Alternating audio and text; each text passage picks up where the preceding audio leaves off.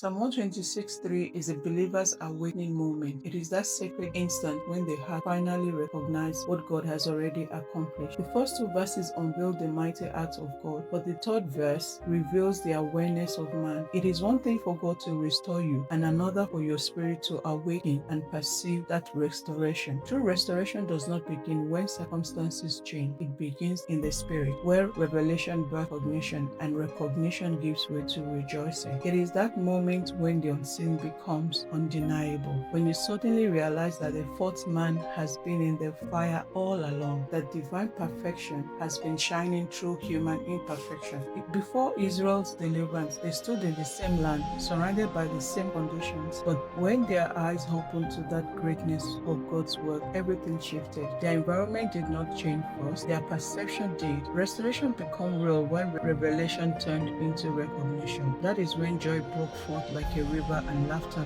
filled their mouths. And true gladness begins when heaven breaks into the natural. When what once seems impossible suddenly manifests before you. God never restores you to what was lost. He multiplies what was broken. And every fragment becomes a seed for abundance. And every delay becomes preparation for the overflow. As the prophet declared, I will restore to you the years that the locust had eaten, and you shall eat in plenty and be satisfied, and praise the name of the Lord your God. This is the essence of Psalm 126:3. The Lord has done great things for us, wherefore we are glad. It is not just happiness, it is only awareness, the joy that flows from recognizing covenant faithfulness. It is a deep gladness that erupts when your eyes finally see what heaven has already done on your behalf. And to remain in this gladness dimension is to live with renewed perception, to see life not through the wounds of your past, but through the wonders of God's goodness. The Lord does not only restore your possession, He restores your perspective. He heals how you see Him, how you see yourself, and how you see your journey. And when perception aligns with divine reality, joy overflows without restraints. Your heart begins to sing, your mouth fills with laughter, and your life becomes a declaration of God's divine goodness. So today we declare that my heart is awakening to what God has already done. My eyes are open to the greatness of His work in my life. Restoration is not coming, it's already begun. I step into divine recognition of completed victory.